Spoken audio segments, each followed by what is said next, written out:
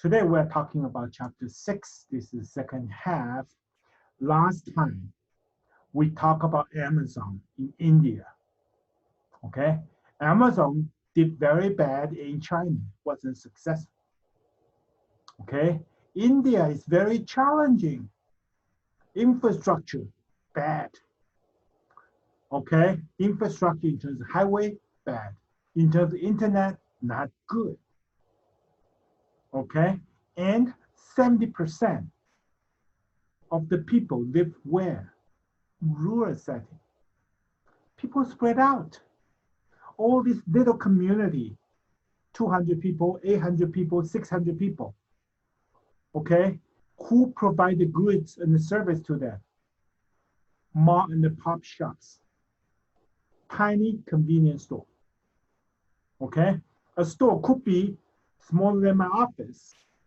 Okay, and in a community, man, 4 stores, 3 stores, and they sell everything. Okay, very restricted, very limited because what? Small space. The shelf space is limited. Okay, so big company cannot compete, and they don't have cash, and they don't have what? Credit card. So for Amazon doing the online, and not possible. But I told you, nothing is impossible. Anything is possible. If I ask you one sentence or one of several keywords, how can Amazon become so successful? They started 2013. By 2020, they reached $48 billion sales. What's the major strategy? What's the one key sentence or several keywords they become so successful? In the bottom of your screen, there's something called chat. Click chat, type a couple things. Let me see whether you remember something. And I can track the chat. If you are shy, you type in a few things that eventually come as your participation. So can everyone try to type something? How can Amazon become so successful? Okay, I have something coming in. Okay, global business, technology, okay. Offer 2-day shipping. Some of them right, some of them wrong. How can you do 2-day shipping in India? Infrastructure is so bad. Okay, and someone says global business too broad. Okay, and the prime. Can Indian afford to pay the prime status? Right? One-click buy. Internet so bad. They don't have internet. How can they click? Okay, one-click buy. Network so bad. So, what's the trick? You have to know how does everything work. Mom and the pop shop. Those are the key competitors, right? So, if I want to break into this market, if I can partner with the major competitors, all the competitors work for me, can I make it? Okay, so this is the first principle I want you to remember. I mentioned reverse psychology several times. This is another reverse psychology. You compete with me, I want to partner with you. I want you to work for me. So remember we talked about what? They have this Amazon chai cart. Chai means tea. They try to build up the friendship and the network with who? All these grandma, grandpa, or mom and pop shops owner. Free tea, free donuts, free cookie. Then tell you, okay, partner with me. I will provide you with the internet. I provide you with the computer. I provide you with everything. In your limited small space, you can only sell 5 bags of rice, 6 pack of peas and the this and the veggies because your space is so small. By partner with me, you can sell millions of stuff in my shop. You don't have to display them because everything is on internet. I give you the tool, okay? And I train you. So people come to the shop, they find out the 200 things, not what they want. They want coffee, you don't have coffee. Guess what? Amazon has everything. So they recruit all the competitors, okay? And how do they do that? Okay, we mentioned that, okay? They use, okay, the Amazon chai cart, okay? Drive the truck to talk to them, recruit hundreds of thousands of those mom and pop shops. So customer can go to the mom and pop shop to buy something. If they don't find it, the owner can help them to what? Order everything, take the cash, okay? No credit card, take the cash, order it, then maybe a few days later, the stuff will ship it to the store directly to satisfy the customer. So store owner become a winner. They can carry more stuff, okay? And the customer are happier because what? Used to only carry this, nothing else. Now, customer happy. So eventually, the huge giant Amazon get into the India and through the network and the partner with their competitors, $48 billion last year. Okay, PwC, PricewaterhouseCoopers, took them 40 to 60 years. Remember, we talked about they have very good diversity program.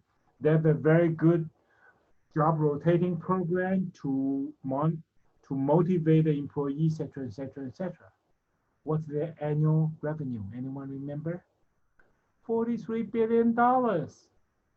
Amazon, 7 years, $48 billion. Okay, so folks, in the future, think about reverse psychology. You hate this guy, he's your competitor. Then think about, can you what? Use your competitor to be your partner or what? To work for you. That's how they do it, okay? So I give you some business, okay, sense and want you to think about things differently in the future, okay? And this is a very, very unique case. And so never say never. If you are stuck in Arkansas or your friend find a job in Texas or whatever, make big bucks, but you have some family obligation, you are stuck in Arkansas. Can you be millionaire, billionaire? Yes, use your brand. Walmart already did it, right?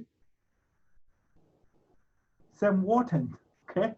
One convenience store, okay? Owner become what?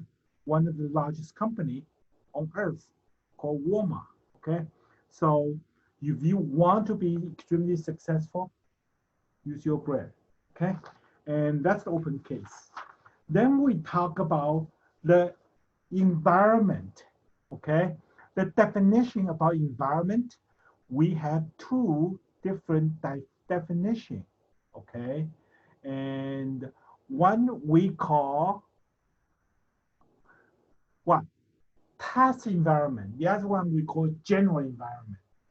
Task environment, we have three major groups plus competition. The first group is what? Suppliers. Second one, competitors. The third one is what? Distributors. Then general environment, we talk about economic environment, technology environment, cultural environment, okay, and demographic and the different things, okay? The first question I have for you, okay, it's not from me, it's from one of the students who emailed me today. Financial institutions, are they bankers? Are they a supplier, distributor, or customer? Use your chat, cast your vote. A banker, financial institution, okay? Are they more likely to be your supplier or distributors or customers? This is the question from your Blackboard. Okay, so I have a lot of people say supplier, someone said distributors, okay. I will say distributors, okay, and distributors, okay. Banker, okay. Miss McKnight, okay. Why you think it's distributors? Oh, I said that it was a supplier. Supplier. Why it's a supplier? I guess because they're supplying something to their customers. So, if you are a company, you want to make something, you need different material, you need different resources. And capital is one of the important resources. So if you can borrow some money, pay some interest, okay, that's one of your supplier, okay? And we treat the financial capital as one of the resources. So you need different resources, human resources, materials, okay, and the power, electricity, and the capital to make your stuff. So financial institution, of course, could be your customer or whatever, but most likely will be supplier. Another question also confuse some of you folks. Vendors. Is vendors, okay, supposed to be supplier, distributors, or customers? Vendors. Give you 1 minute or half minute, chat, type in. Okay. Most of you got it right, distributors, okay? That's correct. What is a vendor? Someone sells stuff, okay? Do you go to vendor to buy something? Not very likely, because what? You want to go through the wholesaler or what? Long-term person. Most of these traders or selling stuff can help you what? To sell your stuff, distribute, okay? So vendors relatively more likely to be a distributor, not supplier. Once a while, for emergency, you have to go to vendor to buy something, okay, maybe more expensive, but it's relatively not very common. Common case is what? You want to use the vendor to help you distribute your stuff, okay? So keep in mind, if this question, financial institution or vendors, supposed to be supplier or supposed to be the distributor, don't screw up, okay? And make sure you get it right. And thank you for those of you, okay, typing these answers, okay? And most of you get it right, okay? And so then we talk about the demographic. Okay, one more question. Okay, general environment, demographic factor. Okay, I want you to tell me what is demographic factor. Demographic factor has something to do with demography. What is demography? A study of what? Remember, I said geography is a study of what? Location. How about demography? Type in your answer, please. Chat. So demography is a study of what? Not location, but what? Population. Okay, I start to get the right answer. Thank you. Okay, so please remember this is a common sense. In the future, demographic means population related. Two major categories. One is what? Structure and the composition of population. okay? How many percentage of young kids, how many percentage of infant, how many percentage of senior citizen, percentage of minority, percentage of all kind of different population structure. Second thing is what? Movement, migration, okay? How many people moving in, how many people moving out, okay? All those population movement and the what? Change. So both of them are important, okay? So general environment, okay? I want to make sure you understand this jargon called demographic factor, okay? And after that, I think we talk about section 2, specific about task environment. Okay, but before I go to section 4, Spotify, we talk about this case. Spotify, okay, the apps you can listen to music. How can a small Swedish company from middle of nowhere, Sweden, can beat the Apple Music, Amazon Music, become the largest, okay, apps for music? What's the uniqueness? How can they make that happen? Would you type anything? See, what do you remember? Why they are so successful? What's the major cause they can be so successful? Haven't got anyone yet? Nicholas, you don't type anything for me. Type something.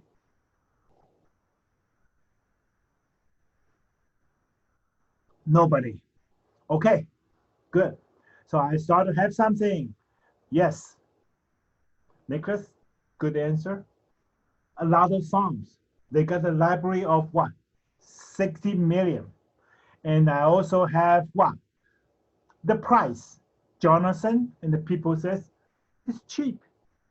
Okay, student pay $1 or $2 can join. So number one is the price. Okay, you really want to what? Get a cheap price. Okay, and but to get that you need what? A lot of song. So these are important. Then another important thing is what? Device. Okay, Amazon Echo, you can hear it. PlayStation, you can use that. Speakers, fancy speakers, you can what? Connect to Spotify. So a lot of device, computer, no problem. Speaker, no problem. PlayStation, no problem. Cell phone, no problem. So what? They make that very, very convenient. Good price, okay? Easy to use, and high volume of sound. The last one, globalization. Okay, a lot of these high tech people focus on USA market, but this company all over the world. Okay, for Germans, you want German songs? No problem. They got millions of them. Italian songs, millions of them. Okay, so what? These market 300 million active user. It's not from USA. It's global. You go to Africa, 20, 30% of the young people or the whole entire population listen to it because they can listen to their local French songs in Africa.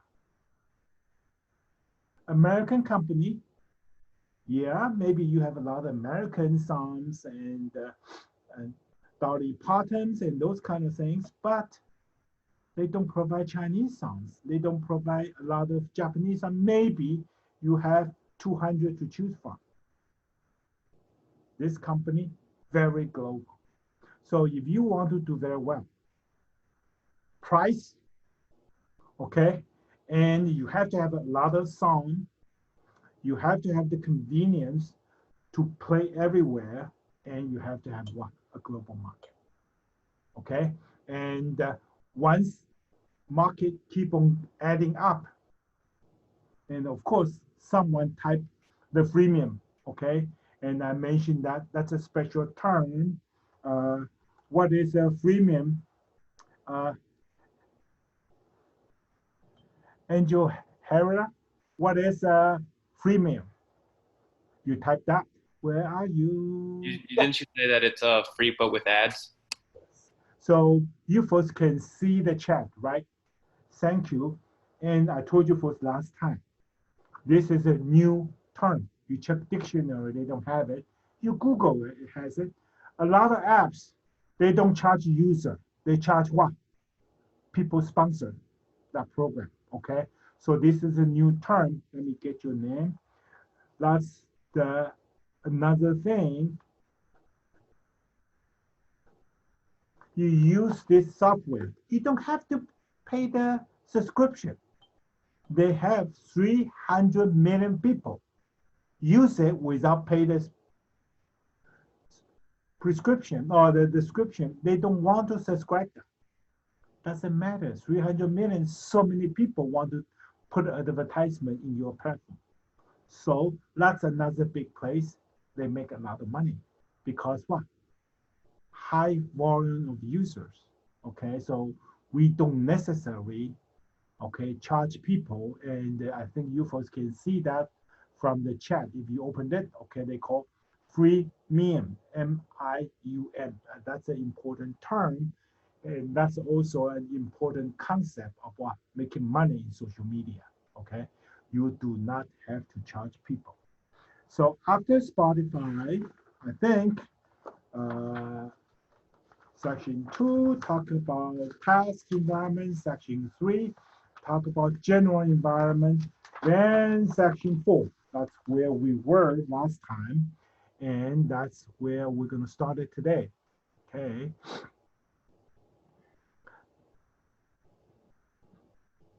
So let's take a look.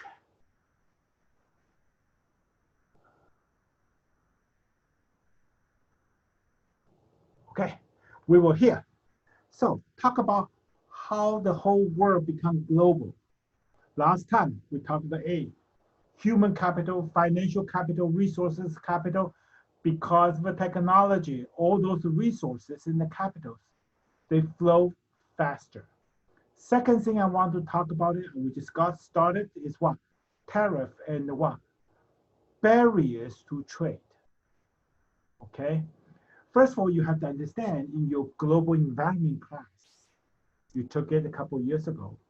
Why do we trade? For economic efficiency, okay? Certain country, they grow rice cheap. Thailand, Vietnam, of course, they are in the tropical area. They got the river, 3 crops per year. Of course, what? They grow rice cheaper than Arkansas. Even we are one of the good provider of rices. We export a lot of rice to Europe, but in Vietnam and Thailand, they can do better because of resources. So every country have a specialty about doing something, okay? If you want Vietnam to make their own airplane, it's gonna be so much money. And the plane gonna what? Accident, won't work. They buy the airplane from US, it's a good deal. Because what? We know how to make the best aircraft. And if we trade, okay, win-win for both sides. Okay, if we want to make shoes in this country, the labor cost, the material, everything, a pair of shoes may cost us $20 to make it. But in China, $3, they can make a pair of shoes. So if we do not make the shoes in our country, we import it from China, we can what? Everyone can save $17. So the trade is very, very important because that can reduce the cost. So the global environment, we create the division of labor globally. You do something specialized, I will get it from you. I do something good, you get it from me. We trade. Both sides can be better off. Then why do we put the barrier? Why do we want to put a tax or tariff on different things? Every country have a specific strategy in different things. We want to protect certain industry, we want to grow. We want to protect certain things because of the job, because of national security. So we impose certain tariff. And for the past 40, 50 years, okay, a lot of countries try to what? Decline, reduce their barriers to trade, okay? And that's really encourage a lot of what? The trade. And these two organizations, GATT and the WTO, I want you to know, after the World War II, we have GATT, General Agreement on Tariff and Trade. And people find out it's cumbersome, so later on, this organization being changed the name to WTO. Everyone knows it, everyone heard about it. 150 countries are part of the member, okay? So through the WTO, okay, a lot of countries signed agreements, okay? And if there are some dispute, they can what? They can complain to the WTO. WTO will try to help them, mediator, try to what? Solve the issue. So for the past few years, Donald Trump put a lot of tariff on China. Guess what? China brought a lot of things to WTO against the USA. Vice versa. EU brought a lot of things against China. And so what? This organization is trying to facilitate the world trade issues, okay? Of course, it's not very effective because they don't have the power to punish anyone. And more importantly, okay, there's a new general secretary of our WTO who is an African female, became the new head of WTO, okay? And happened a couple weeks ago, maybe last week, okay? And this is going to be crucial because what? We actually means Donald Trump, okay? Do not want to be part of WTO, but Joe Biden, okay, wanted to come back to be WTO because if we only look at our employment and job loss without looking at the consumer, without looking at competition or for other goods, it's not wise. So we have to be part of the WTO. And of course, this new head of WTO need 3 or 4 major support. US has to approve it. China has to approve it. Okay, EU have to agree. Otherwise, she cannot be the head of what? WTO. And she is American trained. I don't remember Harvard or Yale. Okay, PhD. America trained, and he has American citizenship. But he came from one of the African countries because she has been so successful. So she was recruited by her country back to Africa to become the minister of something, trade or minister of economic development or something, secretary of something for the country for more than a decade, okay? So she has African connection. She also has what? American trust. So she became the new head of WTO, okay? I just want you to know that. And it just happened probably a couple of weeks ago. So WTO play a major role to helping and facilitate what? The decline barrier, okay? Why do I mention USITC? Under Donald Trump, United States International Trade Commission is very powerful because this organization imposed a lot of tariff, okay, against a lot of countries. Since Donald Trump is no longer the president for the United States, so US government de-emphasized this organization, so I don't want to talk too much about it, called USITC, US International Trade Commission. Okay, next one important is what? Decline barrier of distance and the culture. Distance and the culture are the barrier. How to decline, how to decrease the barrier against the distance and the culture. Technology. Specifically, two types of technology. The first technology is talking about computer technology. Okay, what is Moore's rule? Okay, anyone in the MIS remember what is Moore's rule? If you know, type into the chat. Anyone know? Nicholas, you want to talk? No? Do you it is something that the number of processors or something on a chip doubles about every 2 years. Yes. Every 18 months to 2 years, the chip speed double. Okay. So we, for the past 20, 30 years, how many times they double? So they call Moore's rule. Okay. Morse is the scholar's name. He find out this pattern. Okay. Approximately 18 to 24 months. Okay. Computer chips. Okay. So for the past 30, 40 years, okay, computer speed double every 2 years, okay, and technology, internet also advanced very fast. We have 1G, 2G, 3G, now it's 5G. Actually, US government has sponsored a lot of research in 6G. We lost the 5G. We definitely want to control the 6G, next generation about internet connection, okay? So computer, internet, technology, number one. Number two is technology in transportation. In transportation, we talk about two major ones, okay? One is called containers. So what is the container? You see the truck, every truck on the highway, they drag a container, right? A big box. Don't just, it's just a container. No, revolutionized. Okay, in the past, all the ship, they have a big hole in the middle. Then 4, 5, 6, they put something there, then they put a cover, then they put something else. So load and unload a ship, very, very slow.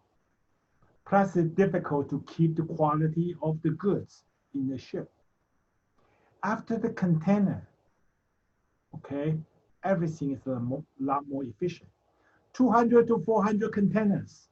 They use the crane to move the container. 200, 400, they can load it or unload it in half day. Okay, and they load the container directly to to the truck. So they move very fast. Sometimes they also load or unload the container directly to to the train.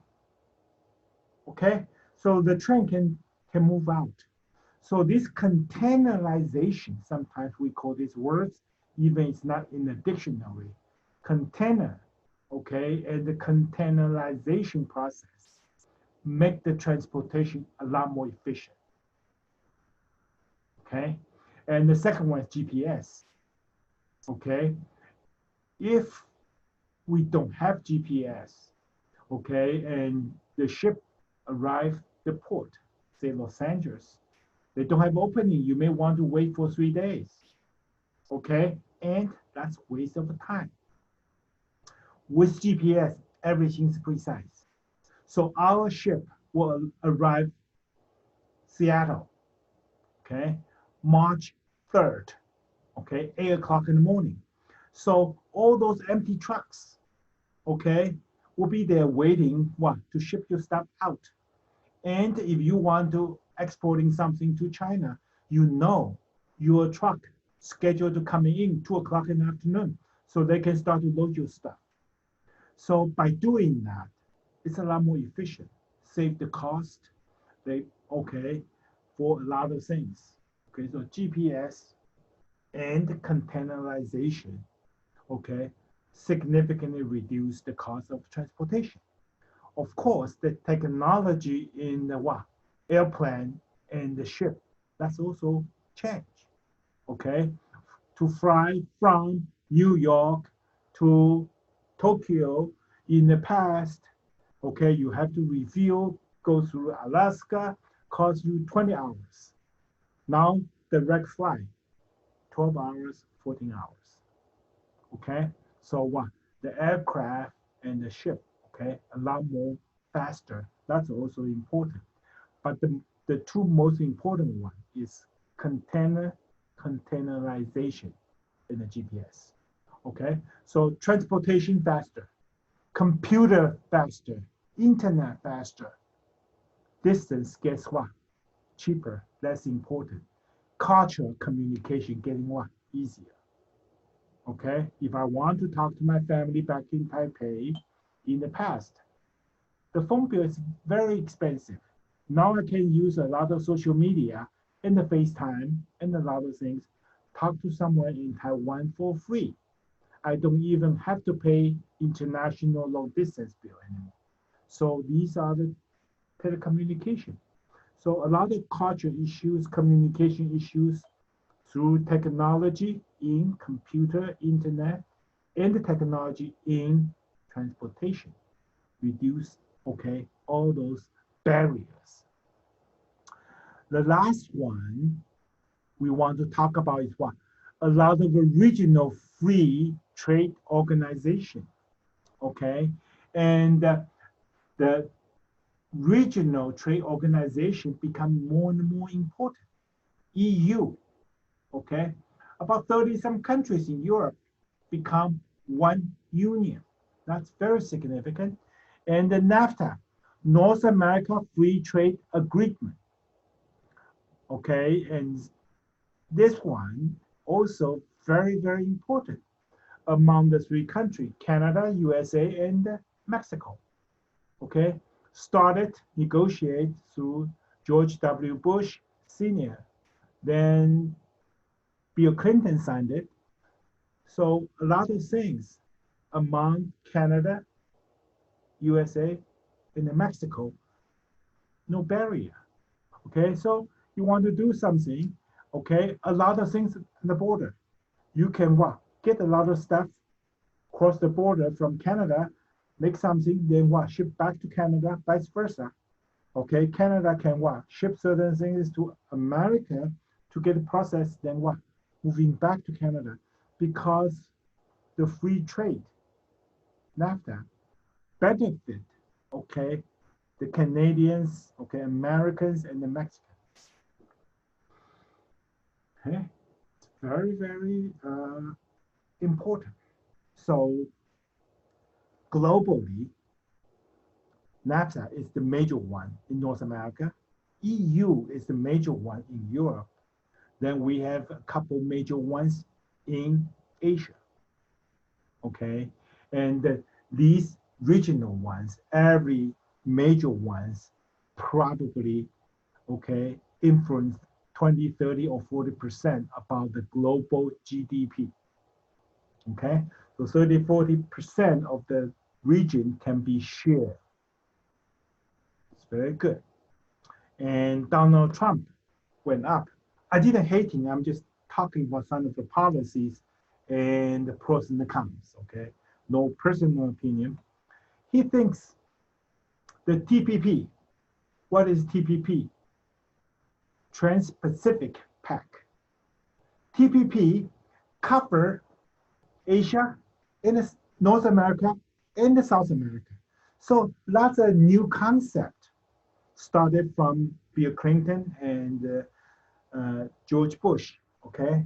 So it's what? Surrounding the Pacific, both sides.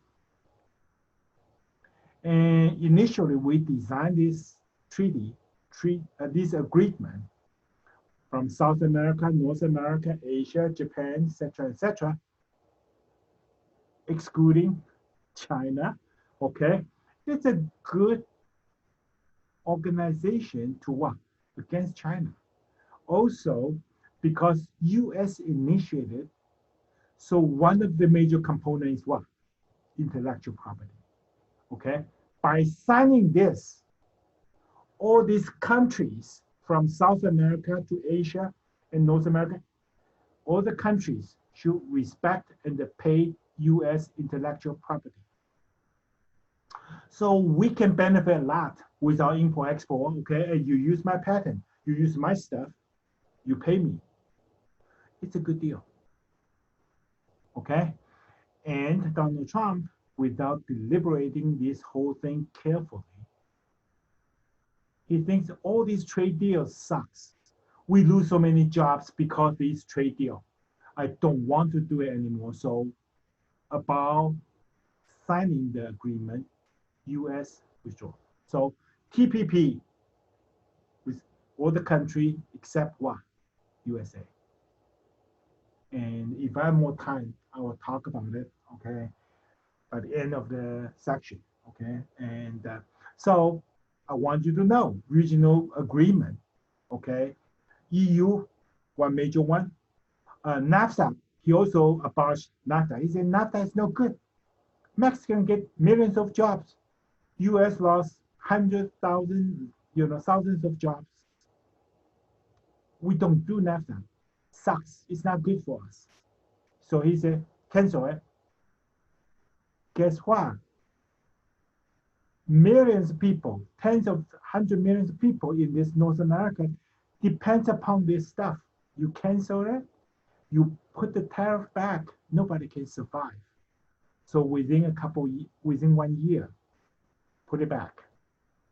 Of course, we have to change the name because what Donald Trump says, we don't recognize this, so we have a new name, okay?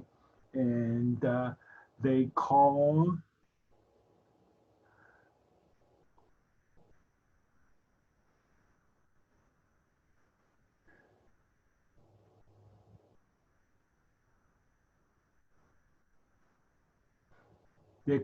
USMCA, US, Mexico, and Canada, okay? So they put a new, okay, name to replace NAFTA. But I read everything carefully. Basically, everything stayed, except one. We have more strict rules about intellectual property and some crime issues, okay? How to prevent some crime, okay, between among the countries. But basically, it's still good. It still is one of the very important regional trade, North America, okay, free trade agreement, and the EU, okay. We'll talk about it later. I want to use some time to finish this. Every time talk about globalization, we have to talk about national value and the norms because you're dealing with different country have different culture have different value have different norms, okay? So what is the definition of value? Please review it. We talked many times. What is norm? A written informal code of conduct. We talk about it many times. But here, there are two more new terms you have to know. One called morals, the other one called folkway. Morals talking about something central to the society. Like what? Stealing is not good. Goofy around with some married woman's husband or wife is no good. These kind of things we call morals. What is folkway? The tradition, the routine of our life. For instance, Americans use the fork to eat. Chinese use the chopsticks.